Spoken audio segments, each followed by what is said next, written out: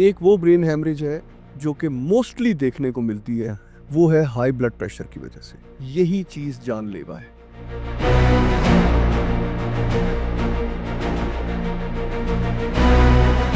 बहुत से यंग लड़के brain हैमरेजेस and severe hypertension 260 270 millimetre mercury blood pressure के साथ इमरजेंसीज में आते हैं और उनकी बॉडी में एक छोटा सा एक बारीक सा ट्यूमर होता है जो एक मादा सिक्रीट कर रहा होता है और वो ब्लड प्रेशर को बढ़ा रहा होता है। सो आपको ब्लड प्रेशर एंड डायबिटीज़, ये दो चीज़ें ऐसी हैं जिनको कभी भी खुद ट्रीट ना करें। यकीन करें कि ये जो एनोरिज्मल ब्लीड है जिससे मोस्टली लोग दुनिया से चले जाते हैं, ये कई बार आपको अलार्म करती है। इससे डेथ, कई यस यस इंस्टेंट डेथ 30-40% तो मौके पे डेथ हो जाती है।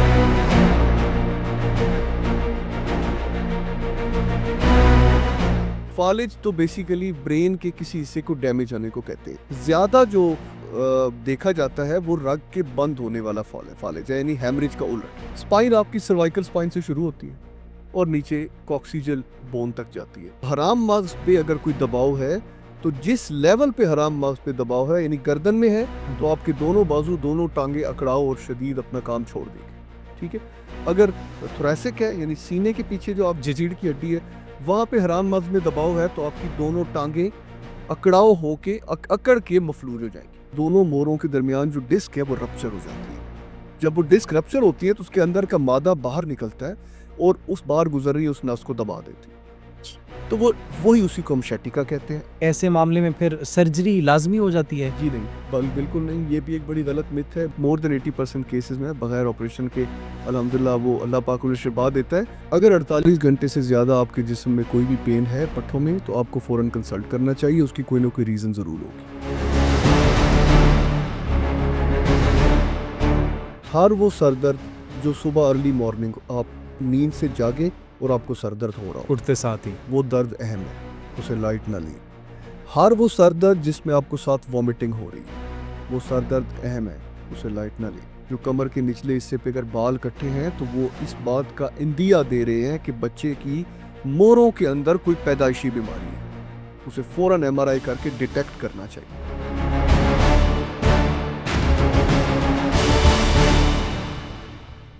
अस्सलाम वालेकुम नाज़रीन, अनफूड पाकिस्तान में खुशामदीद। मैं जवाद यूसुफ हूँ और आज हमारे साथ एक ऐसे गेस्ट मौजूद हैं जिनसे हम अब गुफ्तगू करेंगे मुख्तलिफ उन मसलों मसाइल के हवाले से और मुख्तलिफ उन बीमारियों के हवाले से जिनको आप शुरू में अगर इग्नोर कर दें तो वो संगीन सूरत इख्तियार कर सकते हैं। फॉर एग्जाम्पल, सर दर्द, ये बड़ा एक बुनियादी मसला है पाकिस्तानी अवाम का। उसके लिए आप अक्सर पैराडोल ले लेते हैं, आप इग्नोर कर लेते हैं, लेकिन अगर उसकी बर वक्त ट्रीटमेंट न की गई तो ये संगीन सूरत इख्तियार कर जाएगा। इसके साथ मोरों के मसाइल, पट्ठों के मसाइल और शियाटिका, इन तमाम मसाइल पर जो है हम वो आज बात करेंगे और इसके लिए हमने बुलाया हुआ हमारे पास कंसल्टेंट न्यूरो सर्जन मौजूद है। साथ ही साथ Punjab institute of neuro sciences में असिस्टेंट प्रोफेसर भी हैं और हज़रत सुल्तान बाहू रहमतुल्लाह अलैह की लड़ी में से भी हमारे साथ मौजूद हैं डॉक्टर साहिबजादा सुल्तान काशिफ साहब। अस्सलाम वालेकुम सर। वालेकुम अस्सलाम। कैसे हैं आप सर? जी अल्हम्दुलिल्लाह। सर, सबसे पहले तो बहुत शुक्रिया, आपने हमें अपना टाइम दिया। ये इंट्रोडक्शन में हमने बता दिया कि किस तरीके से हम जो है वो लेकर चलेंगे, लेकिन इससे पहले सबसे पहले तो मैं आपको ख़राज तहसीन पेश करना चाहूँगा कि फ्लड विक्टिम्स के लिए आपने जो इक़दामात किए और जिस तरीके से जंग में आपने रिलीफ़ ऑपरेशंस किए, तो सबसे पहले मैं चाहता हूँ कि वहाँ से स्टार्ट करें। कब गए थे और वहाँ पर आपने फ्लड विक्टिम्स को देखा? क्या माहौल था? क्या तासुरात थे अवाम के? बहुत शुक्रिया आपको, आपका मदऊ करने के लिए और इन इम्पोर्टेंट टॉपिक्स पे बात करने के लिए। जो इस तरह के काम होते हैं उनका ज़िक्र इसलिए ज़रूरी होता है कि उससे लोगों को एक मैसेज मिलता है कि सबको करना चाहिए। अ, इसका कतई मतलब खुद सताइश नहीं होना चाहिए और ना होता है। मेरा डिस्ट्रिक्ट पाकिस्तान के या एटलीस्ट आप कह सकते हैं पंजाब के पसमानदा तरीन ज़िलों में से एक है। हमेशा फॉरगॉटन रहा है और मेरे डिस्ट्रिक्ट के रोड्स, उसका इंफ्रास्ट्रक्चर, मैं आप सब देखने वालों को दावत देता हूँ। जिस डिस्ट्रिक्ट से भी आप डिस्ट्रिक्ट झंग में ड्रेन होंगे, आपको पहले जंप से अंदाज़ा हो जाएगा कि अब आप झंग में एंटर हो गए। मेरे डिस्ट्रिक्ट में एक भी रोड ऐसा नहीं है जो कि मुकम्मल तौर पर कारपेटेड हो। मेरे डिस्ट्रिक्ट के सारे रोड्स, इंफ्रास्ट्रक्चर डिस्ट्रॉयड है सिंस लॉन्ग। तो अब आप देखिए कि एक ऐसा डिस्ट्रिक्ट जो ऑलरेडी इतने बुरे हालात में हो, मेरे डिस्ट्रिक्ट में हेल्थ सिस्टम कोई नहीं है। मेरे डिस्ट्रिक्ट के DHQs जो हैं, वो ना होने के बराबर काम कर रहा है और THQs भी। मेरा डिस्ट्रिक्ट के हॉस्पिटल्स जस्ट रेफरल सेंटर्स बन चुके हैं, और जब वहाँ से रेफरल होता है, तो वहाँ रोड्स भी ऐसे नहीं है कि एक क्रिटिकल पेशेंट अर्ली फैसलाबाद या लाहौर या मुल्तान पहुँच सके। ये प्रॉब्लम्स हैं। जब मैंने अपने डिस्ट्रिक्ट में आँख खोली और एक कंसल्टेंट बन के और एक थोड़ी-सी बेहतर पोज़ीशन में आके अपने ज़िले को देखा, then I decided I need to do something. Shortly आपको बताता चलूँ कि इस वक़्त मैं वहाँ पर एक 100 बेडेड हॉस्पिटल बिल्ड कर रहा हूँ, जिसका डायग्नोस्टिक सेंटर अल्हम्दुलिल्लाह ज़बरदस्त। कंप्लीशन के करीब है, और वो that will be a trauma centre and cardiac emergency centre, जो कि इंशाल्लाह आस-पास के 3-4 डिस्ट्रिक्ट्स को भी कैटर करेगा। माशाल्लाह। अब मैं इस पे काम हम कर रहे थे, और उसके अब फ़ेज़ 1 की छत डलनी थी, और उन्हीं दिनों में पता चला कि सैलाब आ रहा है, और मुझे बड़ी बड़ी फ़िक्र थी स्टार्ट से ही कि अगर खुदा न ख़ास्ता ये पानी मेरी हमारी तहसीलों की तरफ आता है, तो यहाँ पर तो ऑलरेडी गुर्बत भी बहुत है और प्रॉब्लम्स भी बहुत हैं। क्या होगा? सो पहली कोशिश तो ये की कि इसको कम से कम डैमेज पहुँचे, उसके लिए डिस्ट्रिक्ट इंतज़ामिया से, तहसील इंतज़ामिया से मैं कंटिन्यूअसली राब्ते में था। हेल्प की उन्होंने? अ, ऑनेस्टली मैं अगर आपको बताऊँ, तो हमें उस तरह की हेल्प नहीं मिल सकी, जो कि इतना ज़्यादा अफ़ेक्टेड एरिया डिज़र्व करता है। मैं बार-बार उसके बाद भी कहता जा रहा हूँ कि काइंडली डिस्ट्रिक्ट झंग की 2 तहसीलों को, तहसील झंग और तहसील अहमदपुर स्याल, इन दोनों तहसीलों को आफ़त ज़दा करार दिया जाए। अगर जब तक ये नहीं होता, यहाँ पर डैमेज बहुत ज़्यादा हो चुका है। आप बिलीव करें कि जिस तरह हमने वहाँ काम किया है, आपने खुद भी हमने सुना था कि ग्राउंड पर काम किया और आपने तो सब कुछ देखा होगा। नुकसान, डेफ़िनेटली तबाही आपने मैं देखी। मैं कंटिन्यूअसली ग्राउंड पे रहा हूँ, और कश्तियों में बैठ के ट्रैवल करता रहा हूँ। हमारे डिस्ट्रिक्ट से 3 तो लाशें ऐसी मिली हैं पानी से। एक को गाड़ी की ट्यूब के ऊपर रख के निकाला गया। एक लाश को दरिया ने खुद बाहर फेंका, और वो पानी के किनारे पे हमें मिली। तीसरी लाश जो है वो भी इसी तरह बड़ी मुश्किल से लोगों ने अपनी मदद आप के तहत निकाली। कोई प्लानिंग नहीं थी, कोई ऐसा सिस्टम नहीं था जिससे हम इन चीज़ों से बच सकते। ग्राउंड पे हमने काम किया लोगों को रेस्क्यू करने में, और उसके बाद फिर मैंने देखा कि यहाँ कोई 1000 के करीब लोग ऐसे हैं कि जो मुकम्मल तौर पे बेघर हो चुके हैं। उनके लिए अल्हम्दुलिल्लाह मैंने बैंक अल-फलाह की हेल्प से एक ख़ैमा बस्ती बनाई। जी, वो आपने ये खबरें हमें भी मौसूल होती कि कोई सबसे बड़ी आपने वहाँ जी। पर माशाल्लाह से ख़ैमा बस्ती भी अल्हम्दुलिल्लाह कायम की है। वो हमारे डिस्ट्रिक्ट की सबसे बड़ी ख़ैमा बस्ती थी जी। जो मैंने कायम की थी, और उसमें 20-25 दिन तक सुबह-शाम लोगों को खाना भी प्रोवाइड होता रहा, उनकी दवाई का भी ख़्याल रखा गया। अब अल्हम्दुलिल्लाह लास्ट वीक वो ख़ैमा बस्ती उन लोगों को अपने घरों की तामीर और कुछ न कुछ उन्होंने अपने कमरे सेट कर लिए, पानी उतर गया तो अब वो ख़ैमे समिट गए हैं, और लोग वापस अपने घरों की तरफ चले गए हैं। फिर डोर टू डोर लोगों के घरों पे राशन पहुँचाना, उनको अद्वियात मुहैया करना, तो ये सारी चीज़ें हैं, स्टिल अभी भी लगे हुए हैं। का रिहैबिलिटेशन की कोशिश भी जारी। रिहेबिलिटेशन काफ़ी टाइम लगेगा, बट इश्यूज़ काफ़ी ज़्यादा हैं वहाँ। चलें सर, अल्लाह आपको मज़ीद इस्तिक़ामत दे और अल्लाह आपको इस नेक अजर का सिला भी अता फ़रमाए। ऑल्दो हुकूमत की ये रिस्पॉन्सिबिलिटी बनती थी वहाँ की ज़िले इंतज़ामिया की, वहाँ की जिस तरीके से आपने कहा, लेकिन still more power to you. बात करते हैं सर, आज कुछ हम मिथ्स के बारे में भी बात करेंगे और कुछ डिज़ीज़ेज़ के हवाले से भी बात करेंगे। सबसे पहले मैं चाह रहा था हम ब्रेन हैमरेज पर बात करें, इसके हवाले से काफ़ी ज़्यादा मिथ्स भी हैं। तो ब्रेन हैमरेज होता क्या एक्चुअली? देखिए क्योंकि हमारे सुनने वाले जो हैं वो प्रोफेशनल नहीं हैं, they are not doctors mostly. लेकिन अगर मेरे सुनने वाले डॉक्टर्स हैं जो कि किसी और स्पेशलिटी से हैं या जनरल फिजिशियंस हैं, उन्हें भी बड़ी तवज्जो से सुनने की ज़रूरत है। आप अगर हम आम आवाम के लिए बात करें, तो आप ब्रेन हैमरेज को 2 हिस्सों में डिवाइड कर सकते हैं। एक वो ब्रेन हैमरेज है जो कि मोस्टली देखने को मिलती है, वो है हाई ब्लड प्रेशर की वजह से। पेशेंट्स के ब्लड प्रेशर शूट अप करते हैं, और उससे उनकी ब्रेन की किसी वेसल को डैमेज होता है और वो ब्लीड्स होते हैं। वो हमें सीटी स्कैन पे अंदाज़ा हो जाता है, और किस एरिया में ब्लीड है, तो उससे अंदाज़ा हो जाता है कि ये हाइपरटेंसिव ब्लीड है। अमूमी तौर पर ये सुनते कि नस फट गई है तो वो वो ब्रेन मजबूत हेमरेज होता है, है। और उसकी बड़ी वजह जो है वो अनकंट्रोल्ड शुगर। ब्लड प्रेशर अगर शुगर अगर लंबा अरसा रही है और कंट्रोल नहीं रही, वो दिमाग की शरियानों को नुकसान दे देती है। फिर साथ उसके अनकंट्रोल्ड ब्लड प्रेशर, जब ब्लड प्रेशर हाई होता है और पहले से रगें कमज़ोर होती हैं, तो वो रप्चर हो जाती है और वहाँ ब्लीड होता है, जिसे हम ब्रेन हैमरेज कहते हैं। एक ये टॉपिक है जिस पे हम मज़ीद ज़रूर बात करेंगे, और दूसरे वो ब्रेन हैमरेजेस हैं जिनमें इन डिजीज़ेज़ का कोई ताल्लुक नहीं होता, बल्कि पैदाइशी तौर पर या वक़्त के साथ-साथ उन मरीज़ों की दिमाग की रगें कमज़ोर हो जाती हैं अच्छा। और वो फूलना शुरू हो जाती हैं, जिसे हम एन्युरिज़म्स कहते हैं। इनहेरिटेड होती हैं या इनहेरिटेड, मोस्टली इनहेरिटेड भी होती हैं, पैदाइशी होती हैं, हाँ, या फिर बाद में किसी इन्फेक्शन से वो डेवलप हो जाती हैं। कोई हुँ, इन्फेक्शन रग को ऐसी होती है, जिससे वो रगें फूलना शुरू हो जाती हैं और वो रप्चर हो जाती हैं, जिसको हम एन्युरिज्मल ब्लीड्स कहते हैं। ठीक। वो कब कम है हाइपरटेंसिव के मुकाबले। और तीसरी चीज़ जो है वो ब्रेन ट्यूमर्स है। ट्यूमर्स के अंदर कुछ वैस्कुलर ट्यूमर्स होते हैं, जिन्हें हम एवीएम्स कहते हैं, आर्टेरियोवेनस मैल्फॉर्मेशंस कहते हैं। रगों का आपस में बेजा मिलना, ठीक। यानी वो नॉर्मल उनका आपस में कनेक्शन नहीं होता, वो एबनॉर्मल रगों के आपस में कनेक्शंस होते हैं, और एबनॉर्मल होने की वजह से वहाँ खून के बहाव में कई दफ़ा शिद्दत इतनी होती है कि वो फट जाती हैं, और वो उनको हम एवीएम्स कहते हैं। और या फिर आखिरी सबसे कम फिर ये है कि फिर ब्रेन ट्यूमर्स होते हैं, जिनके अंदर ब्लीड्स हो जाती है। तो ये कुछ टाइप्स हैं। मेरा ख्याल है कि हमें 2 चीज़ों पे स्टक करना इस वक़्त ज़रूरी है। एक, hypertensive bleeds, high blood pressure की वजह से। जी, जी। हर ब्लड प्रेशर के मरीज़ को मैं एक मैसेज देना चाहूँगा, और मैं चाहूँगा कि ये मैसेज जितना हो सके फैलाया जाए। एक बहुत गलत मिथ है हमारे यहाँ, शायद आपने भी अपने दोस्त, अहबाब, फैमिली मेंबर्स में देखा होगा या हुँ, सुना होगा।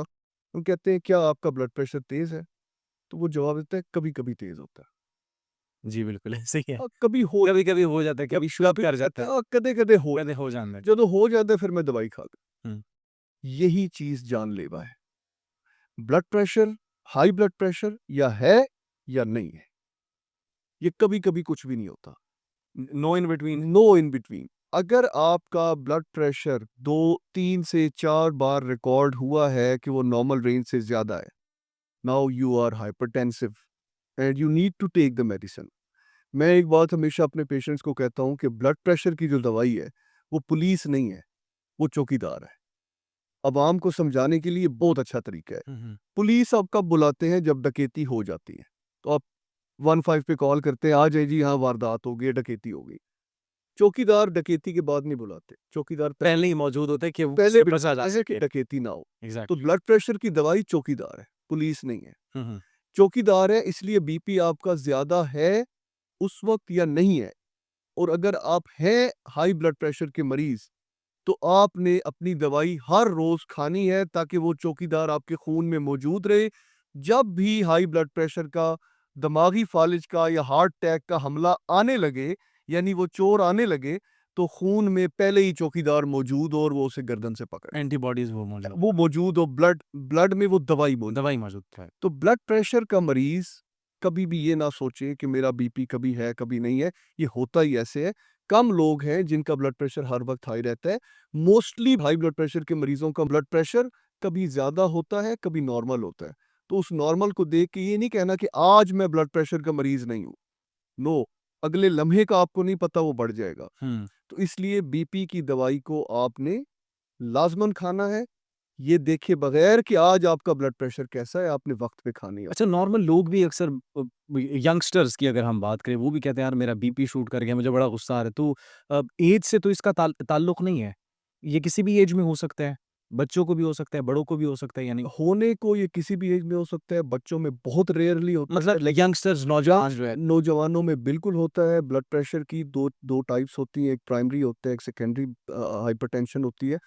जो एक जो टाइप आम तौर पे देखी जाती है, वो है कि जो उम्र के साथ-साथ रगें सख्त होने से ब्लड प्रेशर ज़्यादा होता है। कुछ ब्लड प्रेशर जो यंग एज में होते हैं, वो किसी बीमारी से होते हैं।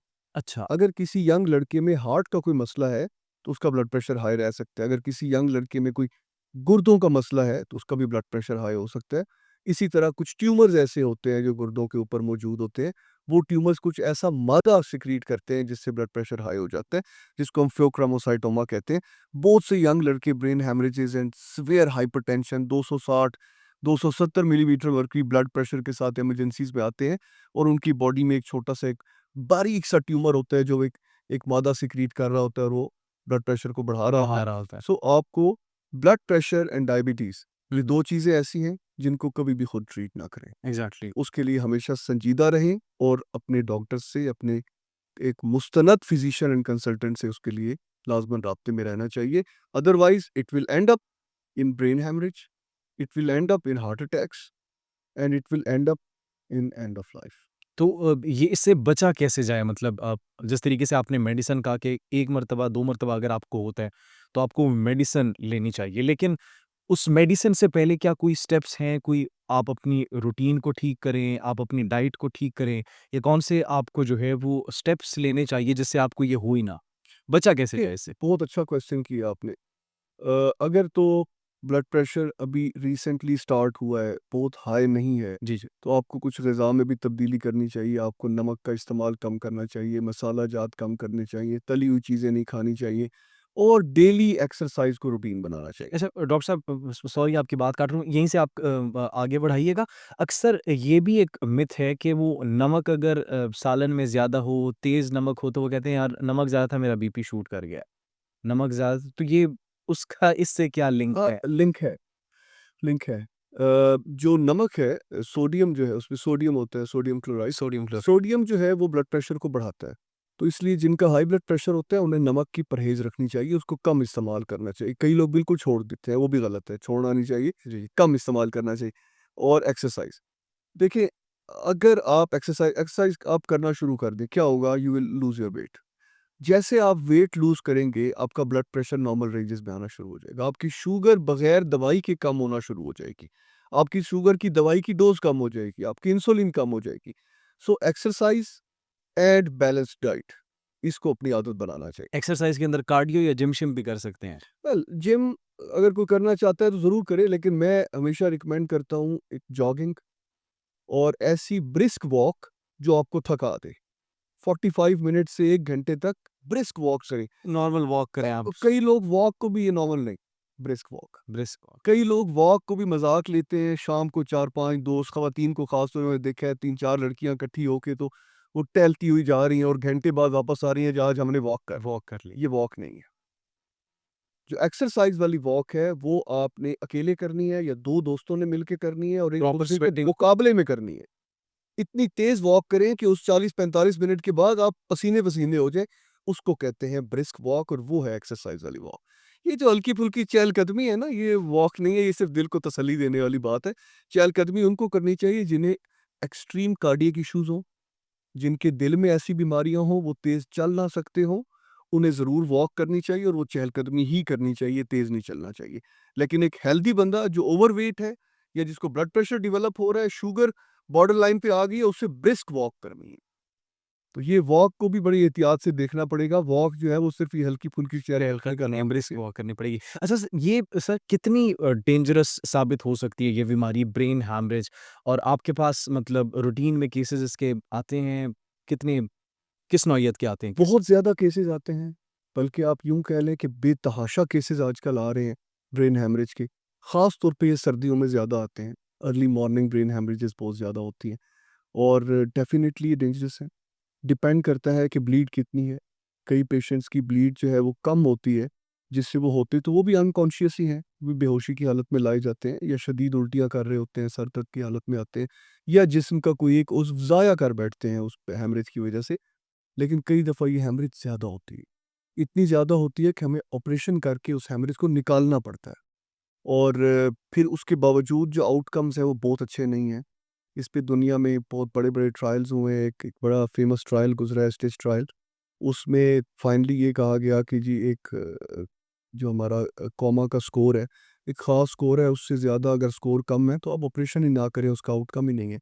तो ब्रेन हैमरेज का जो बेस्ट हल है वो उससे बचा हुआ है। एक बार हो गया, देन यू आर हैंडीकैप्ड। फिर आपकी ज़िंदगी बच भी जाए, तो आपके जिस्म की कोई एक साइड कमज़ोर हो जाएगी, आँखों के ऊपर इफ़ेक्ट हो सकता है, आपकी समात इफ़ेक्ट हो सकती है, आपके सोचना, समझना, बिहेवियर, मेमोरी, कोई भी चीज़ पे इफ़ेक्ट हो सकती है। सो इसलिए हल सिर्फ़ यही है कि इससे बचा जाए। सर ये तो अभी हमने डिस्कशन कर ली उस हवाले से कि अगर आप टेंशन ज़्यादा लेते हैं या फिर आपकी इनटेक ठीक नहीं है, सॉल्ट्स ज़्यादा ले रहे हैं, तो कुछ दूसरी आपने टाइप जो बताई कि जिनको इनहेरिटेड होती है, तो उनकी पॉसिबिलिटी है इसमें बचने की, वो क्या कर जी, सकते हैं? किस बिल्कुल, तरीके से बच सकते हैं बिल्कुल इससे? है। जो एन्युरिज्मल ब्लीड्स हैं, आम तौर पे हमने देखा है कि वो डायरेक्टली हेवी ब्लीड के साथ नहीं आते। यहाँ आप लोगों को समझने की ज़रूरत है। ये बड़ा अच्छा क्वेश्चन है आपका। हम हर सर दर्द को ब्रूफेन और पैनाडोल वाला सर दर्द समझ रहे होते हैं हमारी सोसाइटी।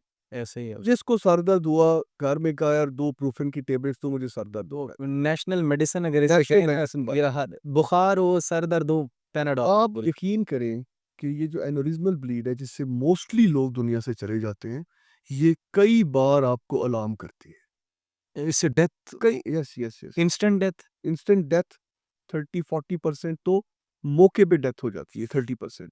70% हमारे पास पहुँचते हैं, उनमें से फिर 30% नहीं बच पाते। आखिरी 60% जो है उसमें से 10 से 12% नॉर्मल लाइफ की तरफ जाते हैं, बाकी सारे हैंडीकैप्ड होते हैं। मैं ये कह रहा था कि ये आपको अलार्म करती है। कैसे? हमारी बुक्स में लिखा हुआ है। वो लफ्ज़ है, वो जुमला है, वर्स्ट हेडेक ऑफ लाइफ। अगर कभी आप ऐसा सर दर्द एक्सपीरियंस करें, जो आप ये कह सकें कि ऐसा शिद्दत का सर दर्द मुझे ज़िंदगी में कभी नहीं हुआ, तो that is aneurysmal bleed unless opposite is proved या अनलेस अदरवाइज़ प्रूव्ड। क्या जैसे ऐसा दर्द हो जो आप कहें कि आज से पहले मुझे ऐसा दर्द कभी नहीं नहीं हुआ, हुआ कभी भी। Immediately go to hospital emergency, और वो भी किसी टर्शियरी केयर हॉस्पिटल जहाँ पे न्यूरो की फैसिलिटी मौजूद हो। आपको फौरी एडमिट होना चाहिए उस दर्द के साथ, आपका सीटी स्कैन होना चाहिए, क्योंकि एन्युरिज्म फटने से पहले हल्का सा लीक करता है। सर इस दर्द में लोग तो पेन किलर भी लगा रहे होते हैं, डिक्लोरान इंजेक्शन, और वो तो ये उसका इफ़ेक्ट होता है, साइड इफ़ेक्ट? That's bad. अगर तो आप हेडेक में इंजेक्शंस लगवाना, तो इसका मतलब है कि जिस वजह से दर्द हो रहा है आपने उस चीज़ को मास्क कर दिया। इग्नोर कर दिए, इग्नोर कर दिया ना, उसके ऊपर आपने कपड़ा डाल दिया, वो दर्द का टीका क्या करेगा? दर्द ठीक कर देगा, रिलीफ देगा। उसकी वजह को तो ठीक नहीं कर रहा। बिल तो जो वर्स्ट हेडेक होते हैं, आम तौर पे लोग उसमें भी इंजेक्शन लगवा के सो जाते हैं और दर्द ठीक हो जाता है। 20 दिन बाद फिर वर्स्ट हेडेक होता है, फिर एक टीका लग जाए और उसके अगले 2-4 महीने में वो एन्युरिज्म फट जाता है। और ये जो वर्स्ट हेडेक तब होता है, जो एन्युरिज्म जो है, वो जो रग है, वो हल्की-सी लीक होती है। उसमें से चंद माइक्रो ड्रॉप्स निकलते हैं और आपको ऐसा दर्द देते हैं कि वो वर्स्ट हेडेक ऑफ लाइफ होता है। अगर उसी टाइम वो पकड़ा जाए, उसी रात उस बीमारी का पता चल जाए, इससे पहले कि वो रग फटे, उसको ऑपरेट करके क्लिप कर दिया जाए, तो हमेशा के लिए आप उस वो टाइम बॉम्ब आपके दिमाग से डिफ्यूज़ हो जाएगा। डिफ्यूज़ हो जाएगा। वरना वो पड़ा रहेगा और आप चलते रहेंगे and finally you will end up in haemorrhage. Allah सो अकबर! हेडेक्स को हमेशा सीरियस लेना चाहिए। अच्छा सर, फ़ालिज के हवाले से भी बड़ी मिथ्स हैं। फ़ालिज कोई अगर बॉडी पार्ट आपका काम करना छोड़ जाए, लेफ्ट साइड हो, राइट साइड हो, हाथ काम करना छोड़ जाए, लोग कहते हैं फ़ालिज हो गया। तो फ़ालिज एक्चुअली अब मैं डिस्कस करना चाहता हूँ, फ़ालिज क्या है? ये कैसे होता है? देखिए, आधा फालिज तो हम डिस्कस कर चुके हैं। हुँ। ये भी यही एक ब्रेन तरीके से ये फ़ालिज। यही ब्रेन हेमरेज है। फालिज है क्या? दिमाग के किसी हिस्से का डैमेज होना। जिसकी वज़ह से फिर मेरे ख़्याल से सिग्नल्स जो बॉडी दिमाग का आते हैं। जो हिस्सा डैमेज होगा, वो जिस्म के जिस हिस्से को वो कंट्रोल कर रहा है, आपकी कंट्रोलिंग बॉडी तो ब्रेन है ना। ब्रेन है, बिल्कुल। पूरी बॉडी के हर उज़्व को ब्रेन ने कंट्रोल करना है।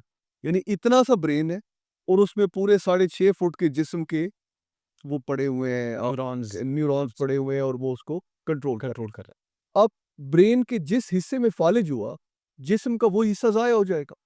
अगर लेफ्ट साइड पे फालिज है, तो आपकी राइट साइड की बॉडी कमज़ोर हो जाएगी, राइट बाजू, राइट टाँग। बोलने वाला हिस्सा आपका ब्रोका एरिया है जहाँ से आप बात करते हैं, उस एरिया में हल्की सी भी ब्लीड हो जाएगी तो आपको ज़बान का फालिज हो जाएगा। ऑक्सीपिटल लोब में हो जाएगी तो आपको आँखों का फालिज हो जाएगा। तो फालिज तो बेसिकली ब्रेन के किसी हिस्से को डैमेज होने को कहते हैं। आधा हम डिस्कस कर चुके हैं, ब्रेन के किसी भी हिस्से में हैमरेज होगी तो फालिज होगा। लेकिन हैमरेज वाला फालिज जो है, वो आम तौर पे कम देखा जाता है। है। हुँ, ज़्यादा जो देखा जाता है वो रग के बंद होने वाला फालिज है, यानी हैमरेज का उलट। ठीक है। हैमरेज में रग फटी और ब्लड ब्रेन के अंदर ड्रेन हो गया और वहाँ उसने डैमेज कर दिया। और जो दूसरा फालिज है जिसे हम इस्कीमिक सीवीए कहते हैं, इस्कीमिक सीवीए, उसमें वो रग फटती नहीं बल्कि रग अंदर से ब्लॉक हो जाती है। उसके अंदर क्लॉट आ जाता है। रग जब बंद होती है तो खून का बहाव रुक जाता है और उस दिमाग के पर्टिकुलर हिस्से जिसको वो रग खून सप्लाई कर रही है, उस हिस्से को ब्लड नहीं मिलता। जब ब्लड नहीं मिलेगा जब ब्लड नहीं मिलेगा तो वो ड्राई हो जाएगा, ड्राई हो जाएगा। क्योंकि दिमाग की ग़िज़ा ही खून है। ठीक है। अगर खून उसे नहीं मिलेगा तो वो चंद घंटों के अंदर-अंदर इर्रिवर्सिबल ड्राई हो जाएगा। अगर आपके साथ ऐसा कुछ होता है कि आपको बगैर दर्द, शदीद दर्द और उल्टियों के अचानक आप जागते हैं या उठते अचानक उठ के खड़े होते हैं और आपको फ़ील होता है कि आपके जिस्म की एक साइड कमज़ोर हो गई है, तो वेट ना करें कि कल तक ठीक हो जाएगी। इमीडिएटली पहुंचे, क्योंकि अगर 4 घंटे के अंदर अंदर आप किसी स्ट्रोक सेंटर पे पहुंच जाते हैं तो वो उस रग को खोल सकते हैं। और 4 घंटे के अंदर अंदर अगर वो खोल देते हैं तो दिमाग के उस हिस्से को दोबारा खून मिलना शुरू हो जाएगा और वो हिस्सा बच जाएगा। 4 से 6 घंटे के बाद उसमें इरिवर्सिबल चेंजेस आना शुरू हो जाती हैं। उसके बाद आप उस रग को खोल भी दें तो the supply damage is already done. खून मतलब वो सप्लाई हो भी जाए फिर डज़न्ट मैटर। कोई फर्क नहीं पड़ेगा, वो बिल्कुल इंप्रूव नहीं होगा मरीज, क्योंकि वो एरिया ड्राई हो चुका है। लोग सर खुद ही वो मालिशियों के पास और मसाज सेंटर्स और उनके पास चले जाते हैं, हड्डी जोड़ जो हैं, उनसे मसाज वगैरह करवाते हैं अपने उस हिस्से की, तो वो मैटर करते हैं, कुछ फ़र्क लाते हैं वो या नहीं? वक्त ही ज़ाया करते हैं वो।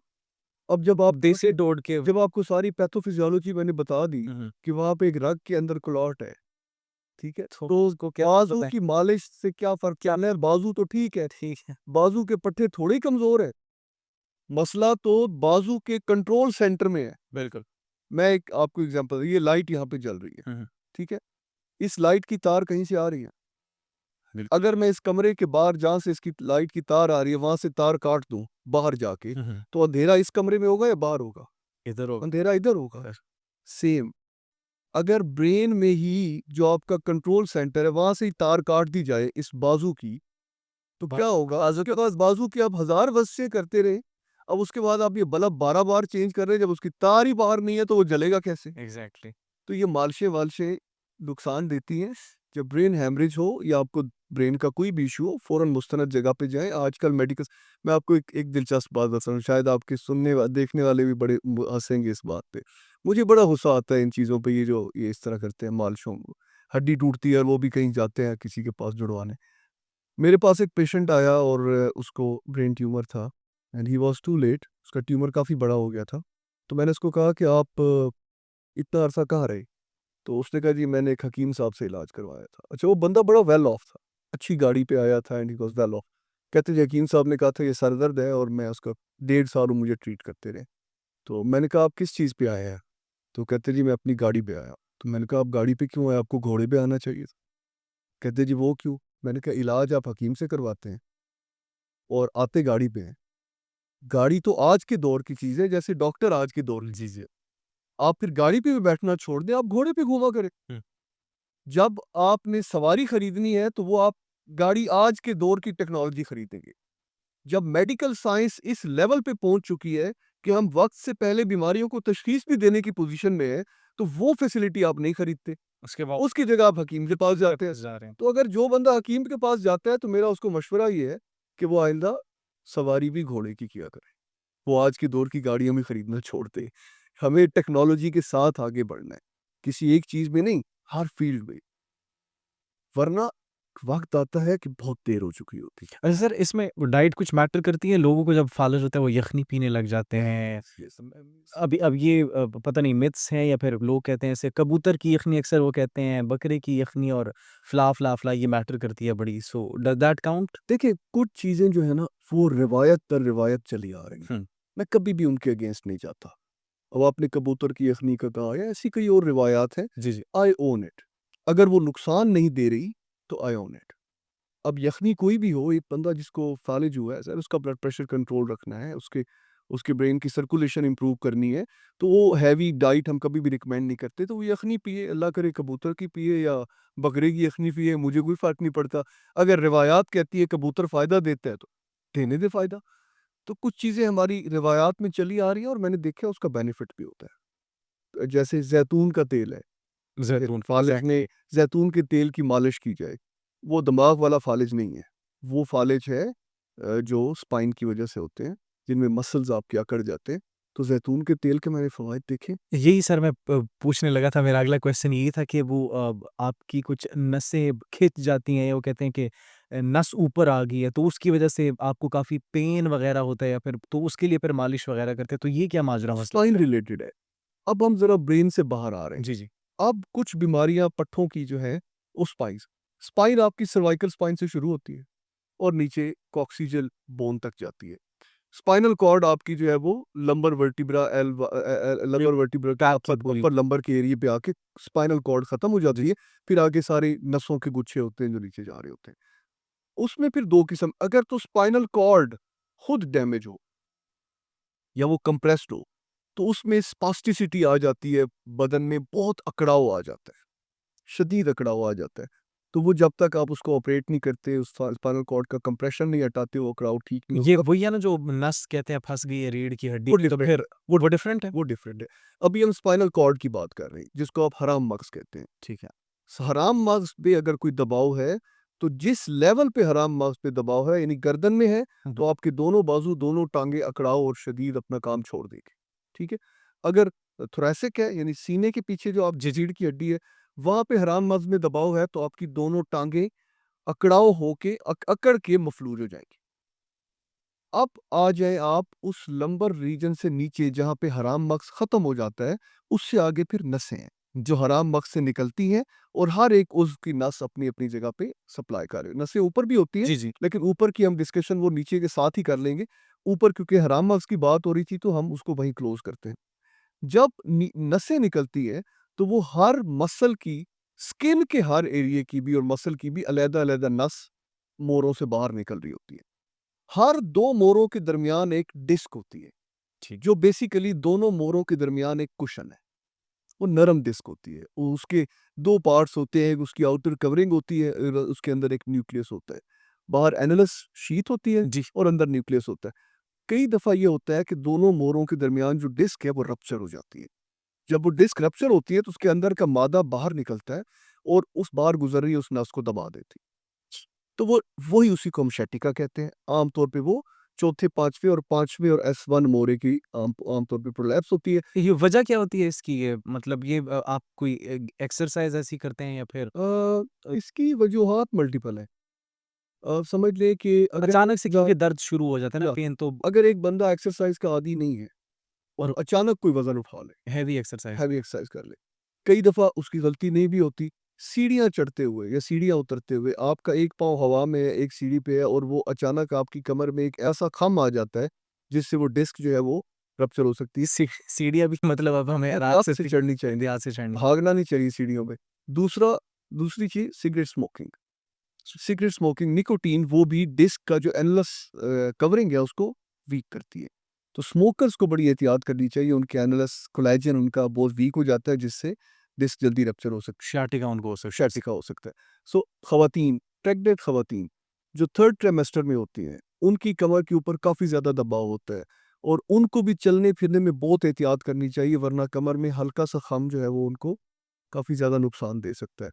और इसी तरह ओवरवेट लोग जो होते हैं, वज़न अपना अगर आप कंट्रोल नहीं कर पा रहे, तो उससे भी आपकी कमर के मोड़े के इश्यूज़ बन सकते हैं। हुँ, हुँ। और सर ये जो जिम में अक्सर वेट लिफ्टिंग करते हैं, डेड लिफ्ट जो करते हैं, तो वो बेंड होकर जब उठाते हैं, तो उससे भी हो सकता है पॉसिबिलिटी, क्योंकि सारा प्रेशर तो फिर वो उसके यकी पीछे पड़ता है। यकीनन हो सकता है। इसीलिए मैं हमेशा ये कहता हूँ कि अगर आपको पहलवान बनने का शौक है, तो पहले अपने जिस्म को पहलवानी के काबिल करें।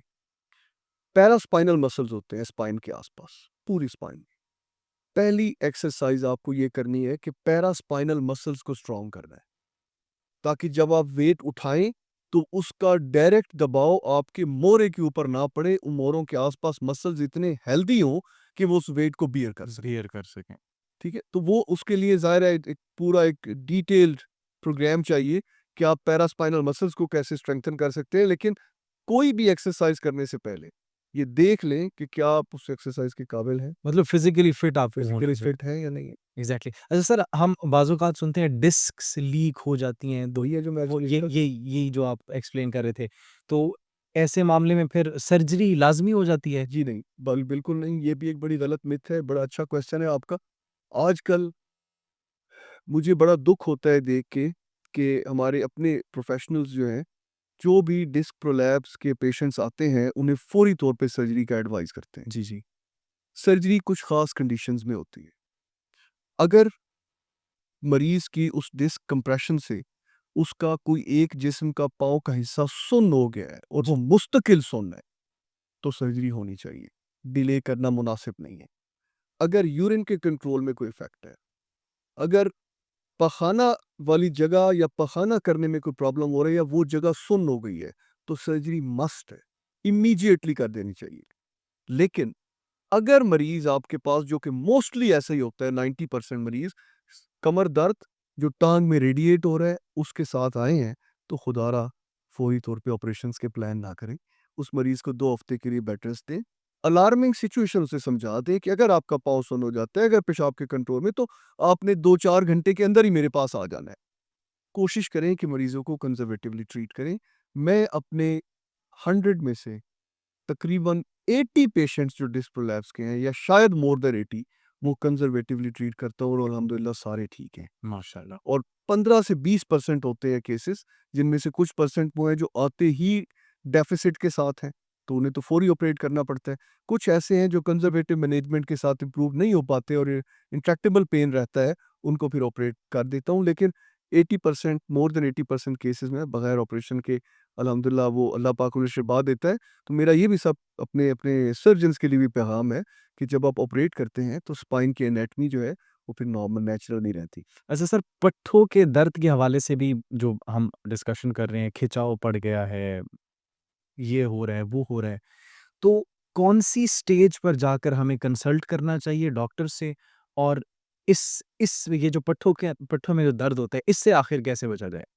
कोई भी पट्ठों का दर्द जो 2 दिन से ज़्यादा रहे, यानी 48 घंटे से ज़्यादा रहे और होम रेमेडी से ठीक ना हो रहा हो। वो लाइट सा पेन हो रहा होता है, लेकिन अक्सर हम उसको जो है वो इग्नोर कर देते हैं। हम कहते हैं कि शायद काम करने की वज़ह से होगा, ज़्यादा काम करने की वज़ह से होगा। हमने घर का काम ज़्यादा कर लिया, बाहर कोई ज़्यादा एक्सरसाइज़ कर ली, this and that. I think चाहे पेन लाइट है या पेन स्ट्रॉन्ग है, इसको इग्नोर नहीं करना चाहिए। अगर 48 घंटे से ज़्यादा आपके जिस्म में कोई भी पेन है पट्ठों में, तो आपको फ़ौरन कंसल्ट करना चाहिए। उसकी कोई ना कोई रीज़न ज़रूर होगी। उसको डिग आउट करना चाहिए, लाइट नहीं लेना चाहिए। ठीक है। अच्छा सर, अब हेडेक के हवाले से, हम सर दर्द के हवाले से बात कर रहे थे, पहले तो आपने ब्रेन हैमरेज के हवाले से डिस्कशन की। तो हेडेक्स के हवाले से भी मैं जानना चाह रहा था, इसकी कितनी अक़साम होती हैं? क्योंकि अक्सर मैं अपने दोस्तों से भी सुनता हूँ, कोई कहता है यार दिमाग के इस साइड पे दर्द हो रहा है, कोई कहता है इस साइड पे दर्द हो रहा है, कोई कहता है सिर्फ़ पीछे दर्द हो रहा है, कोई कहता है नसों में खिंचाव हो रहा है, तो इसकी टाइप्स वग़ैरह देखिए, कुछ इज़ी हेडेक की टाइप्स की तरफ अगर हम जाएँगे तो बहुत टाइम लगेगा एक-एक टाइप को एक्सप्लेन करना। कई किस्म के बुनियादी। टेंशन हेडेक्स हैं, क्लस्टर हेडेक्स हैं, माइग्रेन हेडेक्स हैं, then brain tumour related headaches हैं, वैस्कुलर हेडेक्स हैं।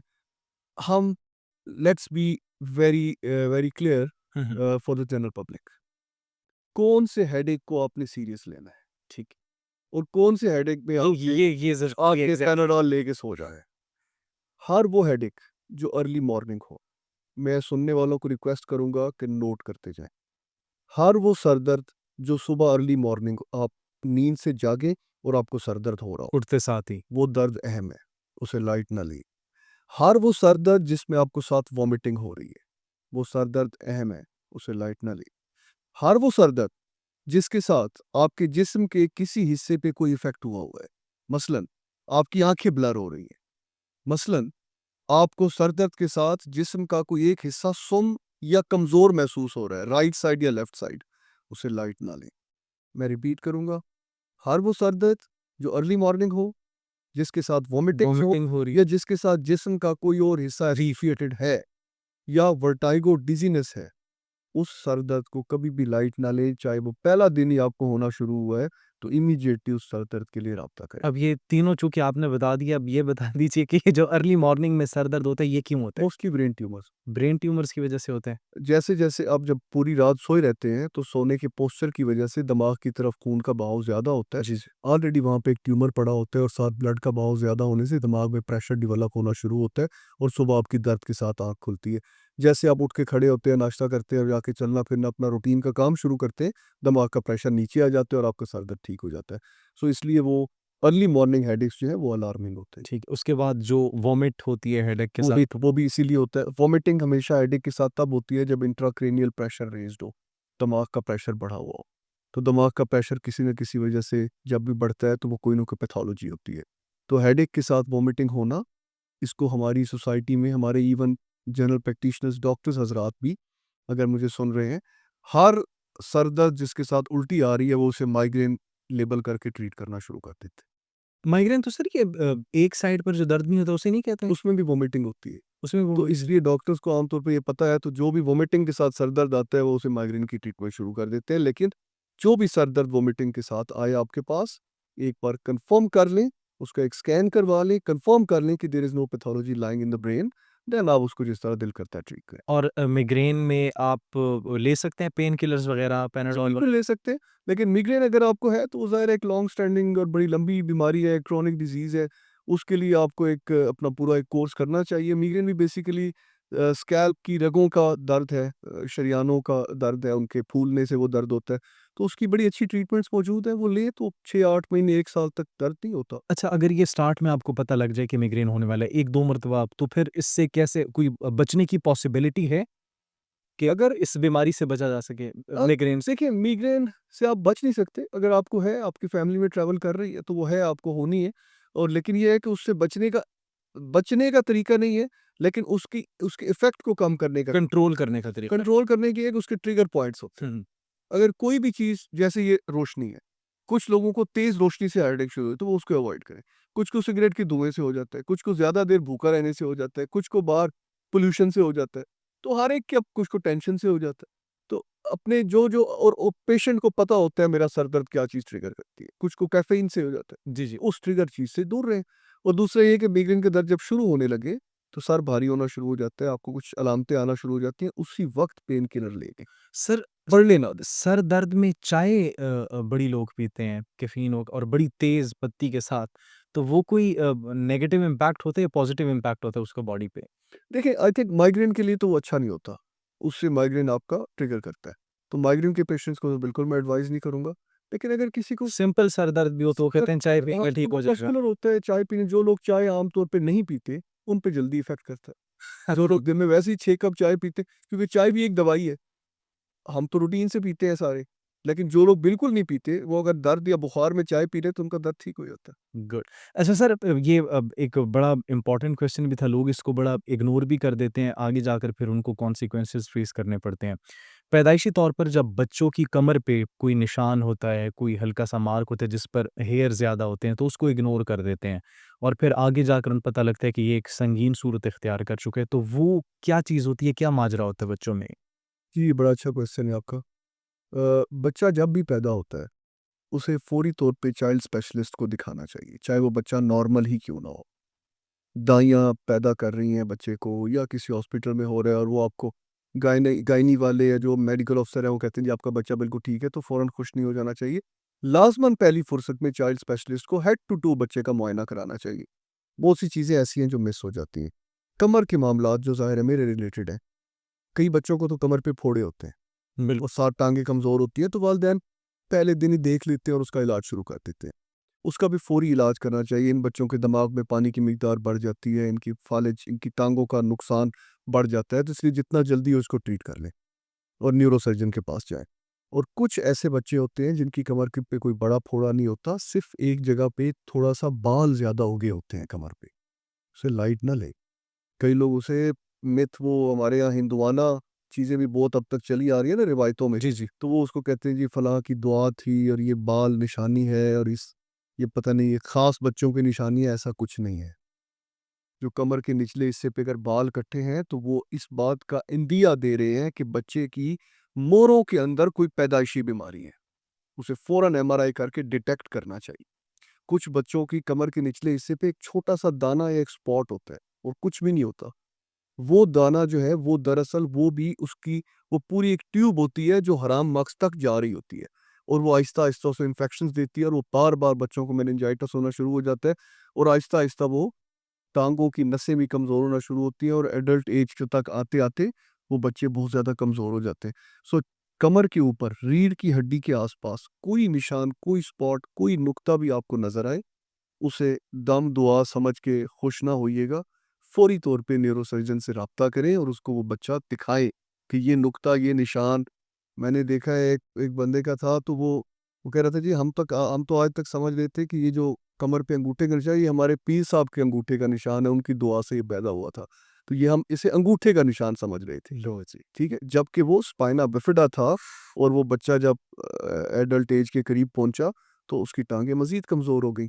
सो कोई भी कमर पे ऐसा निशान अगर वालिदैन देखते हैं तो उसे कोई इस तरह की चीज़ ना समझे, फ़ौरी तौर पे राब्ता करें, उसको इलाज की ज़रूरत है। अच्छा सर, ये तो वो हमारे सवालात थे जो कि हमने ज़ाहिर-सी बात है लिखे हुए थे, कुछ हमारे माइंड में थे। आप being a neurosurgeon, consultant neurosurgeon, आपके ज़हन में कोई ऐसी बातें या कोई ऐसे मसाइल जो कि आवाम को पता होना चाहिए और आपके पास जो केसेज़ आते हैं जिस पर अवेयरनेस नहीं है, अगर कोई ऐसे मसाइल या कोई इश्यूज़ हैं, आपकी फ़ील्ड से relevant? If you allow me, hmm, hmm. थोड़ा-सा कुछ चीज़ें इनडायरेक्टली मेरी फ़ील्ड से रेलेवेंट हैं, मैं उनकी तरफ थोड़ी बात करना चाहूँगा। ज़रूर। देखिए, सबसे पहली चीज़ जो इस वक़्त मुझे बहुत ज़्यादा हर्ट कर रही है, हमारी जो जेन ज़ी इस वक़्त चल रही है, जेन ज़ी में ख़ास तौर पे, ये वो जनरेशन है जो जिसको कि मोबाइल फ़ोन और आर्टिफ़िशियल इंटेलिजेंस इस जनरेशन को परवान चढ़ा रही है। ये बड़ी ज़हीन जनरेशन है। मैं इनसे एक ही रिक्वेस्ट करूँगा कि काइंडली इन्फॉर्मेशन और नॉलेज का फ़र्क समझें। हुँ, हम इन्फॉर्मेशन पे चल रहे हैं। आज ये हम प्रोग्राम क्यों कर रहे हैं? क्योंकि इन्फॉर्मेशन का दौर है। ऐसे ही है। इस प्रोग्राम में लोग मेरी गुफ्तगू सुनेंगे, वो कतन कंप्लीट नहीं होगी। हम 40 मिनट 20 मिनट के प्रोग्राम में पूरी मेडिकल साइंसेज़ नहीं पढ़ा सकते। बिल्कुल ऐसे ही। अब मेरी इस गुफ्तगू को देख के अपना इलाज ना शुरू कर दें। हुँ, इस गुफ्तगू से सिर्फ़ एक ही आइडिया लें कि हमें इन-इन मामलात में डॉक्टर के पास जाना चाहिए। आजकल लोग अपनी ट्रीटमेंट भी गूगल पे कर रहे हैं। इसी तरह आपके मुल्क की सियासत टोटली गूगल और फ़ेसबुक पे चल रही है। आप अभी फ़ेसबुक पर, सोशल मीडिया पर, किसी भी सोशल प्लेटफ़ॉर्म पे मेरे बारे में कुछ लिखते, 99% लोग उसको सच मानेंगे, 1% इग्नोर कर देंगे, अगर वो बात बुरी है तो। अगर मेरे बारे में आप कोई बुरी बात लिख दें, 99% लोग नीचे गालियाँ लिख देंगे, ऐसे ही है। तो फ़र्ज़ समझेंगे। 1% होंगे जो कहेंगे यार पता नहीं ये सच है, झूठ है, क्या है। और अगर मेरे बारे में आप अच्छी बात लिखें, तो अराउंड 70% समझेंगे ये इसका कोई दोस्त है, जानने वाला है, इससे कोई बेनिफिट ले रहा है तो इसके बारे में अच्छी बात लिख रहा है। इससे आप सुनने वालों को यकीन हो गया होगा कि वो खुद अपने आस-पास देखें कि मैं सच कह रहा हूँ, ऐसा ही है। खुदारा इस चीज़ से बचें, ये आपकी नेशन को नुकसान दे रहा है, ये पूरी कौम को नुकसान दे रहा है। हमें अपनी साइकी को, अपनी अपनी सोच को इतना एनलाइटेंड करने की ज़रूरत है कि तहकीक के बगैर बोले ना और तहकीक के बगैर सुने ना। और आगे फैलाए भी ना। और जब सुनेंगे, ना तहकीक के बगैर खुद बोले, ना तहकीक के बगैर किसी को बोलने दें। अगर ये आदत मेरी इस जेन ज़ी ने आज से अपना ली कि ये ना देखा कि कौन कह रहा है, हमेशा ये देखा कि कह क्या रहा है, हुँ, तो मेरी कौम इंशाअल्लाह ताला अगले 50 साल में दुनिया की बेहतरीन कौमों में से होगी। और अगर ऐसा ना हुआ और हमने सोशल मीडिया पे बैठ के लीडर सेलेक्ट किए, हमने सोशल मीडिया पे बैठ के सियासत के फैसले किए, जिसने जो नारा लगा दिया हमने समझा कि यही सच्चा है और जो कह दिया हमने कहा वही गलत है। हम अपने इदारों को देख लें, हमारे इदारे 75 साल से इस मुल्क की बैकबोन है। इन इदारों ने, मैं पाकिस्तान की आर्मी की बात कर रहा हूँ, इस इदारे ने इस मुल्क के लिए क्या कुछ नहीं किया। आप जंगों से लेके और सैलाब तक आ जाएं, they are always there. Exactly. Okay, मुझे एक बात बताएं कि क्या क्या हमने अपने ही इदारों को सिर्फ सोशल मीडिया कैंपेन्स के जरिए बदनाम नहीं किया, अफ़सोस की बगैर तहकीक के नहीं किया। और जब एक मिस्टर एक्स को बुरा कह दिया किसी एक ने, और किसी ऐसे ने बुरा कह दिया कि जिसके लोग आशिक हैं, उसके बाद वो मिस्टर एक्स मुल्क के लिए अपनी गर्दन भी कटा देगा। लोग कहेंगे इसमें भी इसका कोई मफाद था कि इसने अपनी गर्दन कटा दी। अगर हम तहकीक से चले, ये ना देखें कौन कह रहा है, ये देखें कह क्या रहा है, तो मेरा ख्याल है कि हमारी नेक्स्ट जनरेशन बहुत बेहतर हालत में होगी। हमारे इदारे महफूज रहेंगे, हमारे इदारे हमारी अपनी शर से महफूज रहेंगे। तो मेरी सुनने वालों को, देखने वालों को ये गुजारिश है, मेरा एक एक्सपोज़र है। मैं वर्ल्ड फेडरेशन का मेंबर हूँ ब्रेन ट्रॉमा का।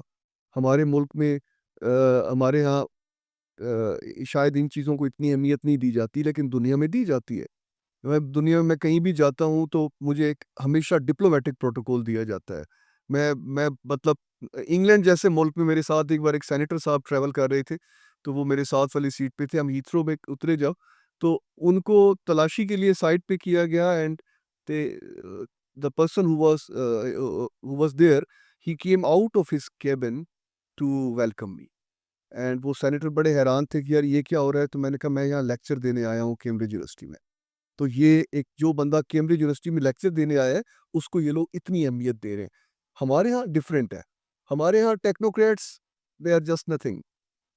वर्ल्ड फेडरेशन की ब्रेन ट्रॉमा का मेंबर है तो क्या हुआ, ओ एमएनए है, बड़ी बात है। एग्जैक्टली। ये हमारा एक कल्चर है ना। सो मैं एक एक्सपोजर है मेरा, मैं दुनिया देख के, मगरिब देख के आपसे बात कर रहा हूँ। मैंने ईस्ट देखा है, वेस्ट देखा है, उन लोगों में रहा हूँ, वहाँ पढ़ा हूँ। काइंडली मेरी बात को समझे। हमारे खिलाफ एक इतनी बड़ी साजिश है कि हमारे नौजवान को टोटली बांध दिया गया है सोशल मीडिया के साथ, और उन्हें उसे इंफॉर्मेशन के साथ लिंक कर दिया गया है, और वहाँ पे ऐसी इंफॉर्मेशन फैला दी गई है जो कि हमारे मुल्क की जड़ें कमज़ोर कर रही है।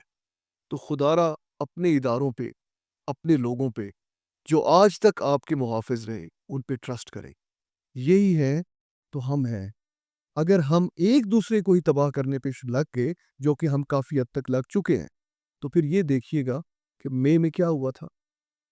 अगर उस वक़्त हमारी स्ट्रेंथ ना होती, तो शायद इंडिया की जो इंटेंशंस थी, वो थी कि जो अल्लाह माफ़ करे, हम सोच भी नहीं सकते। बिल्कुल ऐसा ही है। तो अगर हमें जीना है, इस दुनिया के साथ मुकाबला करना है, तो सबसे पहले ट्रस्ट डेवलप करना है, रिसर्च करनी है। किसी भी बात को तहकीक के बगैर ना सुनना है, ना बोलना है, ना फैलाना है। ये मेरा पैगाम है। ये डायरेक्टली नहीं तो मेरी फील्ड से इनडायरेक्टली रिलेटेड है। हम साइकोलॉजिकली इतने ज़्यादा डिपेंडेंट हो चुके हैं कि हमें उतना डिपेंडेंसी हमारे मुल्क को, हमारे नेशन को तबाह कर रही है। सो मेरी रिक्वेस्ट ये है कि अपने अंदर हौसला रखें, जल्दी फैसले ना करें, गुस्से में ना आए, गुस्से की हालत में कोई फैसला ना करें, और कोई भी कमेंट पास करने से पहले ये देख लें कि क्या वो ठीक भी है या नहीं। वाह! हो चुका। हैविंग सेड दैट बहुत शुक्रिया सर आपके कीमती वक़्त का और यकीनन आपकी गुफ्तगू से मैंने बज़ाते ख़ुद भी बहुत सीखा और ऑडियंस ने भी, हमारी आवाम ने भी बहुत कुछ सीखा होगा। नाज़रीन उम्मीद करते हैं कि आपको भी हमारी गुफ्तगू पसंद आई होगी। अगर आपका कोई सवाल है तो कमेंट सेक्शन में वो ज़रूर कीजिएगा। हम एक मरतबा फिर से डॉक्टर साहब को मदऊ करेंगे, थोड़ी-सी आपको तकलीफ़ देंगे। एक और अहम इश्यू है उस पर बात करने के लिए, और उस इश्यू में हम नाज़रीन ये बात करेंगे कि आजकल जेन ज़ी जो है, हर नौजवान, डॉक्टर साहब हर नौजवान जो है वो कहता है मैंने डॉक्टर बनना है, डॉक्टर बनना है। तो डॉक्टर्स की जो सूरत-ए-हाल है पाकिस्तान में, और ये जो एक आपके ऊपर प्रेशर डाला जाता है कि आपने सिर्फ़ डॉक्टर बनना है, और उस प्रेशर की वज़ह से हमारे बहुत से नौजवान ज़ाया हो जाते हैं। तो उस पर हम तफ़सीली गुफ्तगू इंशाअल्लाह आपसे अपनी अगली देखिए, इस पे ज़रूर कर लेंगे, लेकिन जाते-जाते इस हवाले से एक पैगाम मेरा जी, रह जी। जाए। जब तफ़सीली बात करूँगा तो सबके गिले भी दूर हो जाएँगे कि मैंने ऐसा क्यों कहा। लेकिन मेरी पाकिस्तान की तमाम माँओं से और वालिदैन से ये गुज़ारिश है कि अब बच्चों को डॉक्टर बनाना बंद कर दें। अनलेस कि कोई बच्चा खुद बहुत ज़्यादा विलिंग हो कि उसने डॉक्टर बनना है, तो वही एक कामयाब डॉक्टर बनेगा। आपके मुल्क में डॉक्टर्स की तादाद ज़रूरत से ज़्यादा हो चुकी है, और अब उनके रोज़गार के मसाइल पैदा होना शुरू हो गए हैं। अब ये वो चार्मिंग फ़ील्ड नहीं रही। बाकी इस पे इंशाल्लाह तफ़सीली बात होगी। इंशाअल्लाह। चलें, अपना बहुत ख़्याल रखिए। Thank you so much sir. आप भी नाज़रीन अपना ख़्याल रखिएगा। इसी के साथ मुझे जवाद यूसुफ़ को दीजिए इजाज़त। अल्लाह निगहबान।